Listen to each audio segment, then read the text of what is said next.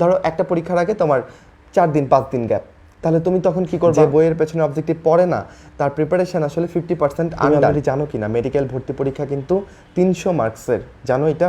এর মধ্যে 200 মার্কস কি জিপিএতে। এইচএসসির পরপরই কোনো আনন্দ অভিযানে যাওয়া যাবে না। এইচএসসির যে একটা ভয়াবহ রূপ সেটা আমি খুঁজে পাচ্ছি না এবার, কারণ অনেক কিছু অনেক সহজ করে দিয়েছে তোমাদের, শুধু যে সিলেবাস কমিয়েছে তা না, এত বড় অপশন যে অপশন থেকেই তুমি দ্বিধান্বিত হয়ে যেতে পারো আসলে কোনটা রেখে কোনটা দিবা, তাই না? আমরা খেতে বসলে যেমন হয় যে কোনটা রেখে কোনটা খাবো, এরকম হয়ে যায়। 8টা প্রশ্ন থেকে 3টা প্রশ্নের অ্যান্সার করতে হবে। তো এটা আসলে ইজি শোনাচ্ছে, এবং অবজেক্টিভের মধ্যেও অপশন 25টা থেকে 15টা দাগাতে হবে। কিন্তু এখানে ভয়ের কথা কি জানো?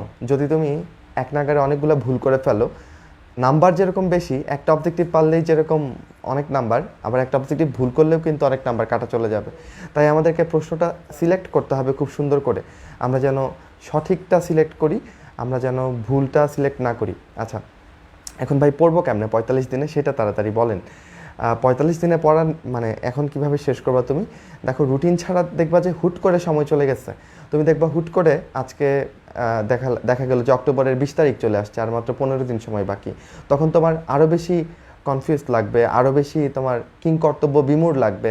তাই আমাদের কথা হচ্ছে এখন থেকে তুমি সজাগ এবং সচেতন হয়ে যাও, যে এই চ্যাপ্টারগুলো তোমার এইচএসসিতে রয়েছে, শর্ট সিলেবাসের যে চ্যাপ্টারগুলো, সেই চ্যাপ্টারগুলোকে খুব ভালো মতনে পড়ো, খুব ভালো মতনে শেষ করো, কেমন? এবং দেখো, এটার পেছনে তোমার বড় মোটিভেশন কি? এরপরে তো অ্যাডমিশনের জন্য তোমাকে পড়তেই হবে। আরও একটা ইম্পর্টেন্ট তথ্য তোমাকে জানাই, গত বছর অ্যাডমিশনে কি হয়েছে জানো? শর্ট সিলেবাস থেকেই মোর দেন 90% প্রশ্ন এসেছে। আমরা কিন্তু ফুল সিলেবাস পড়িয়েছি বাচ্চাদেরকে, কিন্তু আমরা সবাইকে বলেছি যে শর্ট সিলেবাসটাতে যেন ভালো মতো ফোকাস দেয় সবাই, এটা যেন ভালো মতনে পড়ে। এবং আমাদের কথা কিন্তু একদম মিলে গিয়েছে, ভর্তি পরীক্ষাতে শর্ট সিলেবাস থেকে আমরা ম্যাক্সিমাম প্রশ্ন খুঁজে পেয়েছি। তোমাদের ক্ষেত্রেও এই ব্যাপারটার অল্টার হবে না, দেখবে তোমাদের ক্ষেত্রে শর্ট সিলেবাস থেকে ম্যাক্সিমাম প্রশ্ন আসছে। তাহলে এই চ্যাপ্টারগুলো তুমি যদি এখন ভালো করে পড়ো, তোমার অ্যাডমিশনের জন্য এগিয়ে থাকা হয়ে গেল, তাই না? তাহলে আমরা চ্যাপ্টারগুলো খুব ভালো মতনই শেষ করব। আর সিকিউ এর জন্য কি করব? অনেকে লাইটলি নিচ্ছ যে হ্যাঁ ভাই 8টা থেকে 3টা, এটা তো আমি পারবই। কিন্তু যেটা হয়, দীর্ঘকালীন সময় হয়তো বা তুমি সিকিউ লেখার প্র্যাকটিসটাই করো নাই, অনেক দিন আগে সিকিউ লিখছিলা, এর মধ্যে কখনো লিখোই নাই, পরীক্ষার হলে যেয়ে দেখবা তোমার ব্ল্যাঙ্ক ফিল হচ্ছে, কিভাবে কি লিখবা, কোনটা কিভাবে শুরু করবা, সব প্রশ্নই তুমি হালকা হালকা পারো, কিন্তু গুছিয়ে কিভাবে লিখবা সেই ওয়েটা আর খুঁজে পাচ্ছ না। তো এই যে বিপদটা, এটা থেকে মানে এটাকে কাটানোর জন্য তুমি কি করতে পারো? এটাকে কাটানোর জন্য তুমি বাসায় বসে, এখন যেহেতু কোচিংগুলো বন্ধ, তাই তুমি কোনো কোচিংয়ে মডেল টেস্ট দেওয়ার তো সুযোগ পাচ্ছ না, তাই তুমি বাসায় বসে কিন্তু সিকিউ লেখার প্র্যাকটিসটা করতে পারো। এটা শুনতে একটু ফানি শোনায় যে হ্যাঁ ভাই সিকিউ এটার এমন লিখার এমন কি, কিন্তু তুমি তবুও অ্যাটলিস্ট প্রত্যেকটা সাবজেক্টের জন্যে তুমি 3টা 6টা সিকিউ তুমি বাসায় লিখে প্র্যাকটিস করবা, এটা তোমার পরীক্ষার হলে লিখতে সহযোগিতা করবে। আচ্ছা, এবার সিকিউগুলো আমি কোত্থেকে পড়বো? আমি জানি সবার কাছে টেস্ট পেপার রয়েছে, এবং টেস্ট পেপার খুলে তোমরা এগুলো প্র্যাকটিস করবা। এবং টেস্ট পেপার খুললে যে ব্যাপারগুলো ঘটে আমি তোমাদের বলি, কিছু প্রশ্ন আছে খুবই কঠিন, এবং তুমি সেগুলো সলভ করতে গেলে তোমার অবস্থা খুব খারাপ হয়ে যায়। তো আমার কথা হচ্ছে যে যেগুলো খুব বেশি কঠিন সেগুলো দেখবা যে এইচএসসিতে আসতেছে না, কারণ এইচএসসি যখন প্রশ্ন করা হয় তখন আসলে সকল স্তরের স্টুডেন্টের কথা বিবেচনা করে প্রশ্ন করা হয়। আর যদি চলেও আসে, তোমার কিন্তু অনেকগুলো অপশন রয়েছে, তোমাকে সেটা অ্যান্সার করতেই হবে এমন কোনো কথা নেই। তাহলে আমার কথা হচ্ছে, কঠিন কঠিন প্রশ্নগুলো নিয়ে আমরা এখন বেশি মাথা ঘামাবো না, মোস্ট কমন যে প্রশ্নগুলো আসে সেগুলোই আমরা প্র্যাকটিস করব। এবং সেটার ধারণা পাওয়ার জন্য তুমি কি করতে পারো? আগের বছরের যে বোর্ড কোশ্চেনগুলো রয়েছে সেই প্রশ্নগুলো তুমি দেখতে পারো, বোর্ড কোশ্চেনগুলোর স্ট্যান্ডার্ডেই কিন্তু তোমার প্রশ্নটা হবে। তো এই প্রিপারেশনগুলো তুমি যদি নিতে পারো, তাহলে তোমার আশা করি যে তোমার সিকিউ এবং এমসিকিউয়ে তোমার নাম্বারটা ঠিকঠাক আসবে। এখন টাইমিংটা তুমি কিভাবে করবে? আমরা বলবো তুমি এক একটা চ্যাপ্টারের জন্য তুমি সময় ভাগ করে নাও। এই ধরো তোমাদের তো মোট কয়টা পেপার বলো? ফিজিক্স, কেমিস্ট্রি, বায়োলজি, ম্যাথ, তাই তো? 8টা পেপার হলো, আবার বাংলা ইংলিশ আছে। তাহলে মোট 5টা সাবজেক্টকে তোমার প্রয়োজন অনুসারে সময় দিয়ে তুমি একটা খাতায় আগামী 1 মাসের জন্য একটা রুটিন করে ফেলো। আগামী 1 মাসে তুমি কিভাবে এই সকল সাবজেক্ট রিভিশন দিবা, এটা তোমার ব্যাপার, তুমি ওইভাবেই রুটিনটা সাজাবে। এমন করে সাজায় না যে 1 উইক শুধু বায়োলজি পড়বো, 1 উইক শুধু ফিজিক্স পড়বো, এইটা আসলে দেখবা যে তোমার মধ্যে একটা বোরিংনেস নিয়ে চলে আসতেছে। তো তুমি ডে বাই ডে হিসেবটা করো, যে আজকের দিনে, আজকে হচ্ছে কত তারিখ? আজকে মনে করো, আচ্ছা আজকে মনে করো 18 তারিখ, তুমি 19 থেকে রুটিন করা শুরু করলে, তুমি লিখবা 19 সেপ্টেম্বর বারটা পাশে লিখে ফেললে এবং সেখানে লিখে রাখলে তুমি বায়োলজির কোন 2টা চ্যাপ্টার পড়বে বা কোন 3টা চ্যাপ্টার পড়বে ওই দিনে, সেটা তুমি লিখে ফেললে। আবার 20 সেপ্টেম্বর সেটা লিখে সেই দিন কোনটা পড়বে, ফিজিক্সের কোন 2টা চ্যাপ্টার তুমি শেষ করবে, একদম সিকিউ এমসিকিউ সব কিছু পড়ে সেটা তুমি লিখে ফেলবে। তো এইভাবে যদি তুমি রুটিনটা করে ফেলো, সেই অনুযায়ী তুমি যদি কাজ করতে থাকো, তাহলে যেটা হবে সময়ের মধ্যে তোমার সব কিছু শেষ হবে। তোমার পরীক্ষার 10 দিন আগে নিজেকে অপদার্থ মনে হবে না। এখনও অনেকে আসো আমি জানি যারা ভাবতেছে আমি তো কিছুই পড়ি নাই, আমাকে দিয়ে তো কিছুই হবে না। স্টিল হাতে অনেক দিন সময় আছে, এই সময়ের মধ্যে তুমি ঠিকই কোপ আপ করে নিতে পারবা যদি তুমি একটু স্মার্টলি তুমি যদি আগাও, ঠিক আছে? আচ্ছা, এটা একটা ব্যাপার। আর সাথে সাথে তোমরা আরেকটা কাজ এগিয়ে রাখতে পারো, শর্ট সিলেবাসের চ্যাপ্টারগুলোর বইয়ের পেছনে যে অবজেক্টিভগুলো রয়েছে, ফিজিক্সের ক্ষেত্রে বলো, কেমিস্ট্রির ক্ষেত্রে বলো, সেই অবজেক্টিভগুলো কিন্তু সলভ করতে পারো। সেখানে বিভিন্ন বোর্ডে আসা অবজেক্টিভগুলো কিন্তু দেওয়া রয়েছে। তাহলে তোমার প্রিভিয়াস ইয়ার কোশ্চেনও সলভ করা হয়ে গেল, এইচএসসির জন্য প্রিপারেশন হয়ে গেল, প্লাস অ্যাডমিশনের জন্য কিন্তু দুর্দান্ত প্রিপারেশন হয়ে গেল। অ্যাডমিশনের সময় কিন্তু আমরা অবশ্যই বইয়ের পেছনের অবজেক্টিভগুলো পড়তে বলি। যে বইয়ের পেছনের অবজেক্টিভ পড়ে না, তার প্রিপারেশন আসলে 50% আনডান। বুঝতে পারছো? 50%ই তার প্রিপারেশন নেওয়া হয়নি। আমাদের কিন্তু মেডিকেল ওরিয়েন্টেড একটা কোর্স রয়েছে যেটার নাম দুরন্ত ডিএমসিয়ান। আমরা কিন্তু দুরন্ত গতিতেই এগিয়ে যাচ্ছি। প্রত্যেক সপ্তাহে আমরা 3টা করে ক্লাস রাখছি, যেই ক্লাসগুলো আমি নিচ্ছি, তোমাদের মাইনুল ভাইয়া নিচ্ছে, অন্তর ভাইয়া নিচ্ছে এবং সাদি ভাইয়াও ক্লাসগুলো নেবেন। তো এইখানে অলরেডি 105 থেকে 10 জন যুক্ত হয়ে গিয়েছে। তারা সবাই মিলে খুব এনজয় করছে। সেটা তুমি আমাদের গ্রুপে গেলেই দেখতে পারবা যে সবাই কিন্তু প্রত্যেক দিনের নোট এবং ক্লাস রিভিউ সেগুলো জমা দিচ্ছে। একই সাথে আমরা কিন্তু রেজাল্টগুলো পাবলিশ করছি, প্রতিদিন কে ফার্স্ট সেকেন্ড থার্ড হচ্ছে। তো সব মিলিয়ে আমার মনে হচ্ছে যে আমি নিজে খুব এনজয় করছি এবং একটা উৎসব মুখর পরিবেশে সবাই কিন্তু মেডিকেলের প্রিপারেশনটাও এগিয়ে রাখছে। তুমি বলতে পারো ভাই এইটাতে জয়েন করলে কি আমার এইচএসসি হ্যাম্পার হবে? উত্তর হচ্ছে না, আমরা শর্ট সিলেবাস ধরেই আগাচ্ছি। ফলশ্রুতিতে কী হবে, অনেক দিন আগে হয়তো বা স্যারের কাছে প্রাইভেট পড়েছিল একটা চ্যাপ্টার, এই চ্যাপ্টারে একটু তোমার সমস্যা, দেখা গেল এই চ্যাপ্টারটা ভাইয়ারা পড়িয়ে দিচ্ছেন। এবং আমি বিশ্বাস করি আমরা যেমন করে পড়াই সেটা থেকে তোমার একাডেমিক এবং অ্যাডমিশন কাভার হয়ে যাবে। গ্রুপে তুমি যারা পড়ছে ক্লাসগুলো করছে তাদের রিভিউ দেখতে পারো, ওরা কিন্তু এমনটাই বলছে।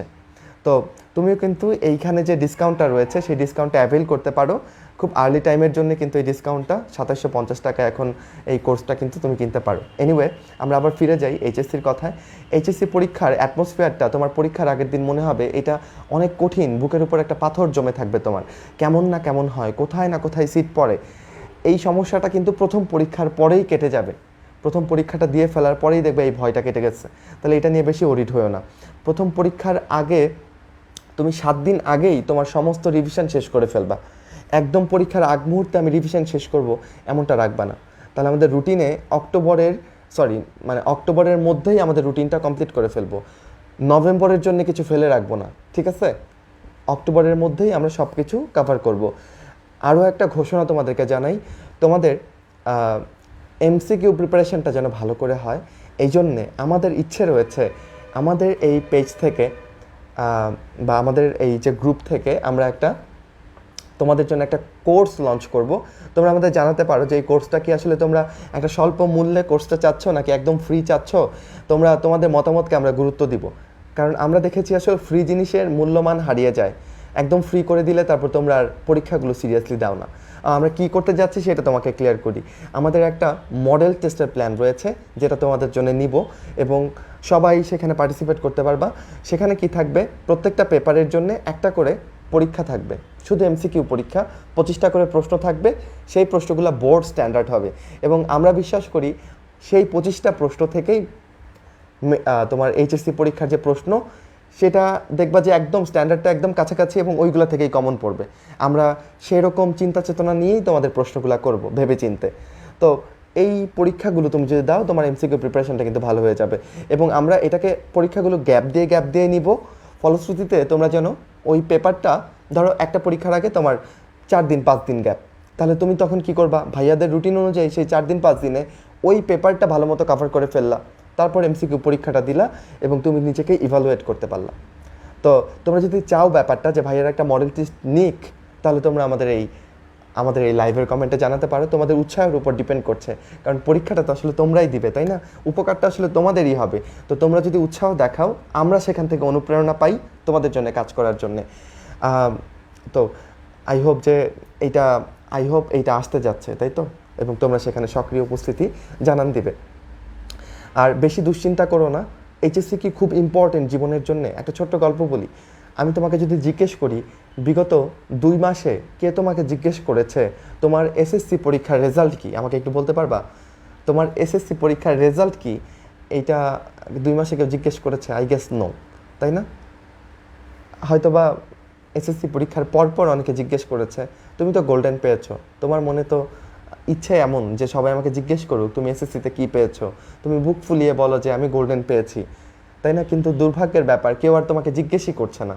তোমার এইচএসসি পরীক্ষাটাও কিন্তু আমি একদম বলেতেই তোমাকে হল অফ করে দেখবা যে যেদিন রেজাল্ট দিবে তার 7 দিন পরেও আর কেউ জিজ্ঞেস করতেছে না তোমার এইচএসসি রেজাল্ট কি, তুমি কি গোল্ডেন পেয়েছো কি পাও নাই, জিজ্ঞেসই করতেছে না। সবাই খালি জানতে চাইবে ভাবি আপনার ছেলেটা এখন কোথায় পড়ে, ভাবি আপনার মেয়েটা এখন কোথায় পড়ে। এই প্রশ্নের উত্তর কিন্তু আমাদেরকে খুঁজে বের করতে হবে। তোমাকে মাথায় রাখতে হবে এইচএসসি কিন্তু আমাদের যে রেস, আমাদের যে প্রতিযোগিতা সেটার শেষ স্তর না, এরপরে আরও একটা বড় প্রতিযোগিতা অপেক্ষা করছে। তাহলে আমাদের একটা বড় দম নিয়ে সামনে যাত্রা শুরু করতে হবে। আগামী যে 5-6টা মাস তোমার জীবনে রয়েছে, তোমার জীবনের সব থেকে ক্রুশিয়াল টাইম। তুমি যদি তোমার স্বপ্নকে বাস্তবায়িত করতে চাও, আর যদি না চাও তাহলে আমাদের কিছু বলার নাই। যদি চাও তাহলে তোমাকে এই সময়টা ভালো মতো খাটতে হবে এবং এইচএসসির যে চ্যাপ্টারগুলো থাকবে এগুলো যেন অ্যাডমিশনে কোনোই সমস্যা তোমার না থাকে। অ্যাডমিশনের আগে এগুলোকে একদম ঝরঝরা করে ফেলো পড়ে, বারবার পড়ে, ঠিক আছে? আচ্ছা, এখন ভাইয়া আপনি তো এইচএসসিকে বললেন যে এইচএসসি রেজাল্ট কেউ জিজ্ঞেস করবে না, তাহলে একটু খারাপ করলে বোধহয় সমস্যা নেই। সমস্যা কিন্তু রয়েছে। গোল্ডেন না পেলে কোনো সমস্যা নেই। আমি কোনোদিন তোমাদের বকা দিব না তুমি কেন গোল্ডেন পাও নাই। তোমার বাবা মা একটু মন খারাপ করতে পারে, বন্ধু বান্ধবের সমাজে তোমার একটু ছোট লাগতে পারে, এগুলো সাময়িক, কেটে যাবে। কিন্তু আমার কাছে তুমি কোনো অংশে ছোট হবে না, কারণ এই গোল্ডেনের রেজাল্টটা কিন্তু সবগুলোতে প্লাস পেয়েছো। এটা কিন্তু মেডিকেল ভর্তি পরীক্ষাতে আলাদা এটা কোনো বিশেষত্ব নাই। ইভেন ভার্সিটি পরীক্ষাগুলোতেও কিন্তু গোল্ডেনের উপর আলাদা কোনো পয়েন্ট নাই। হ্যাঁ, তুমি ইঞ্জিনিয়ারিং করতে চাইলে ভিন্ন কথা, কিন্তু ভার্সিটি এবং মেডিকেলে কিন্তু গোল্ডেনের জন্য তোমার বিশেষ কোনো পুরস্কার নেই। তাহলে তুমি যদি নর্মাল একটা এ প্লাস পাও, যে কথা গোল্ডেন পেলেও একই কথা। কিন্তু সমস্যা কোথায়? যদি এ প্লাস না পাও তাহলে কি হবে? তাহলে তোমার নাম্বার কাটা যাবে।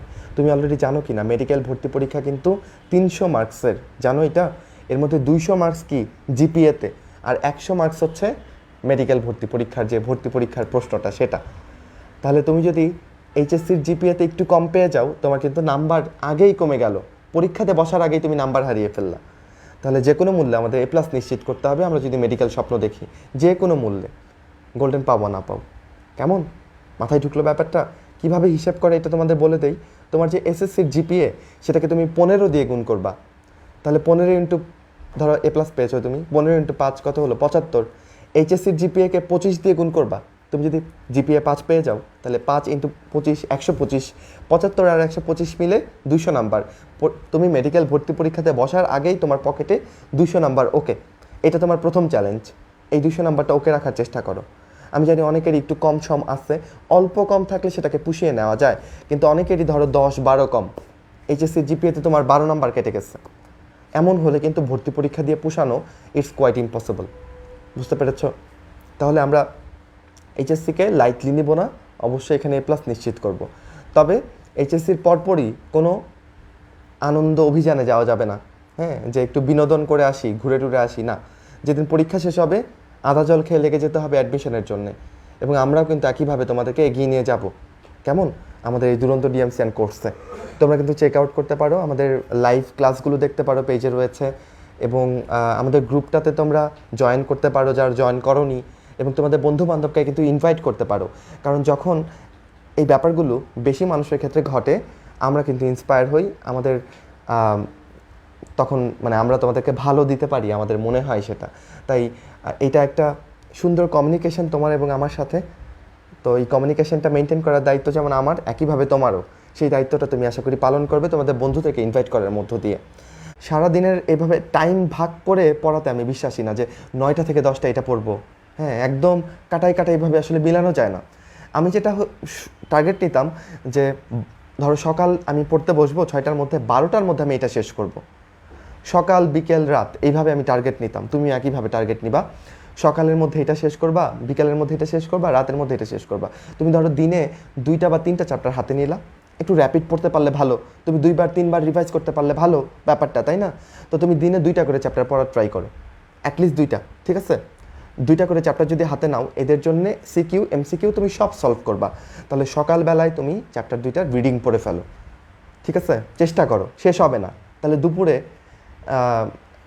একটু কম ঘুমিয়ে হলেও সেটা পড়ে ফেলার ট্রাই করো। দুপুরে ঘুমাইলে অনেকে আছে একটা দীর্ঘ ঘুম দাও, বিকেলটা একদম ঘুমিয়ে পার করে দাও। আমার মনে হয় যে ছোট ঘুম দিলে ব্যাপারটা ভালো থাকে। 1 ঘন্টা ঘুমাইলেও দেখবা সেটার এফেক্ট যা থাকতেছে, 3 ঘন্টা ঘুমাইলে একই এফেক্ট থাকতেছে। তাই তোমরা ঘুমের পরিমাণটাকে একটু ছোট করে নিয়ে আসবা, এটা তোমাদের অ্যাডমিশনে হেল্প করবে। অ্যাডমিশনে যেহেতু ওই কুম্ভকর্ণের মতো ঘুমাইলে হবে না, তাই না? আচ্ছা, আর সন্ধ্যাবেলায় আবার পড়তে বসো, তখন তুমি প্রশ্নগুলা সলভ করো, টেস্ট পেপার দেখো, বইয়ের পেছনে অবজেক্টিভ সলভ করো। এইভাবে তুমি দিনের মধ্যে 2টা চ্যাপ্টার শেষ করার ট্রাই করো, হ্যাঁ? এবং ধরে ধরে এভাবে তুমি একটা করে বই শেষ করে ফেলবা। পড়ার একটা ফ্লো আসে জীবনে, বুঝছো? পড়ার ফ্লোটা যখন চলে আসে তখন দেখবা যে তোমার নাম্বারটা তুমি মেনটেন করতে পারতেছো। আজকে যদি আমি তোমাকে ঘোষণা দিই কালকে সবাই মিলে আমরা পিকনিকে যাব, কালকে সকাল 7টায় আমাদের বাস, কালকে সকাল 5টায় আমাদের বাস, আমরা তোমাদের প্রিয় জায়গায়, ধরো আমরা পাহাড় দেখতে যাব কালকে সবাই মিলে, তাহলে দেখবা তোমার বান্ধবীরাও আছে, তাহলে দেখবা আজকে রাতে তোমার ঘুমই হচ্ছে না উত্তেজনায়, সকালে কেউ তোমাকে ডেকে তুলতে হচ্ছে না, তোমার দেখবা আপনা আপনি ঘুম ভেঙে যাচ্ছে পিকনিকে যাওয়ার আগে, তাই না? এমনটাই হয় আমাদের। কিন্তু পড়তে গেলেই আমাদের ঘুম লেগে যায়, পড়তে গেলে আর ভালো লাগে না। তাহলে একটা ব্যাপার যখন ভালো লাগে না তখন জোর করে হলে ভালো লাগাতে হবে। তুমি একটু পড়ার মজাটুকু অনুভব করার চেষ্টা করো। আমার ক্ষেত্রে কী হয় জানো, যেদিন আমি একটু নিজে পড়ি, নিজের জন্য একটু পড়ি, তখন আমার মনে হয় রাত্রেবেলা ঘুমাতে গেলে আমার একটু শান্তি শান্তি ফিল হয়, যে না আজকে আমি নিজের জন্য কিছু হলেও করেছি। তুমি রাত্রে ঘুমানোর আগে মনকে জিজ্ঞেস করবা আজকে তুমি কি ভালো কাজ করেছো, আজকে তুমি কতখানি নিজেকে সময় দিয়েছো, নিজের জন্য কতখানি কাজ করেছো, মানুষের জন্য কতখানি কাজ করেছো। তো পেছনে ফিরে তাকাইলে তুমি যদি দেখো আজকের দিনটা পুরাই শূন্য ছিল, খালি মোবাইল চেপে পার করলাম, তোমার কষ্ট লাগবে না? এই কষ্ট তুমি তো পেতে চাও না, পেতে না চাইলে তুমি একটু পড়বা। পড়া তো অবশ্যই আনন্দের না, কারোরই তো পড়তে ভালো লাগে না, ভাইয়ারও লাগে না, তাহলে এটা একটু জোর করেই করতে হবে, কিছু তো করার নাই। তুমি ছোটো ছোটো অংশ করে পড়ো। একটা জিনিস যখন শেষ করবা, শেষ করার তো একটা আনন্দ রয়েছে, একটা চ্যাপ্টার শেষ করলে সেই আনন্দটা তুমি অনুভব করার চেষ্টা করো। সবথেকে বড় কথা, তোমাকে ডাক্তার হইতে হবে, সেই মোটিভেশনটাকে তুমি মনের মধ্যে ধারণ করো। তোমার বাবা মার কথা চিন্তা করো একটু, তারা তোমার কাছে কী চায়, কতখানি চায়, সেটা একটু ভাবো। দেখো তোমার পড়ার স্পিরিটটা আসবে, নাম্বারটা ভালো করার স্পিরিট আসবে। কেমন? অ্যাডমিশনে তোমার একদিনে 2টা 3টা চ্যাপ্টার পড়তে হবে, তো তখন তুমি কি করবা? তাহলে তুমি কিভাবে একদিনে বেশি চ্যাপ্টার শেষ করতে পারবা? এটার একমাত্র মেকানিজম হচ্ছে বেশি বেশি পড়া। আমি যদি তোমাকে বলি যে ধরো জিনতত্ত্ব একটা চ্যাপ্টার, এটা ভাইয়া কতদিনে শেষ করছেন? প্রথম ফার্স্ট ইয়ারে যখন পড়ছেন 30 দিন লাগছে ভাইয়ার এটা পড়ে শেষ করতে। তাহলে এখন আমি অ্যাডমিশনের আগে আগে যখন জিনতত্ত্ব পড়তাম, আমি কতক্ষণে পড়তাম? আধা ঘন্টা 40 মিনিট আমার দেখে ফেলতে হইতো, কারণ পরদিন আমার জুলজির সমস্ত চ্যাপ্টার পরীক্ষা। আমি একটা চ্যাপ্টারের যদি 3 ঘন্টা সময় দিই, অন্য চ্যাপ্টার দেখবো কেমন কেমন করে। তাহলে ভাইয়া আপনি যেটা আগে 30 দিন নিয়ে একবার পড়ছিলেন, এটা কিভাবে 30 মিনিটে পড়ে ফেলতেন? এর পেছনে কারণ কি? এর পেছনে রহস্যটা কি? এর পেছনে রহস্য একটাই, মাঝখানের সময়টাতে আমি এই চ্যাপ্টারটা কমপক্ষে 20 বার 25 বার 30 বার পড়ছি। এতবার পড়ার মধ্য দিয়ে কি হয়েছে? চ্যাপ্টারটা অনেক আয়ত্তে চলে আসছে আমার।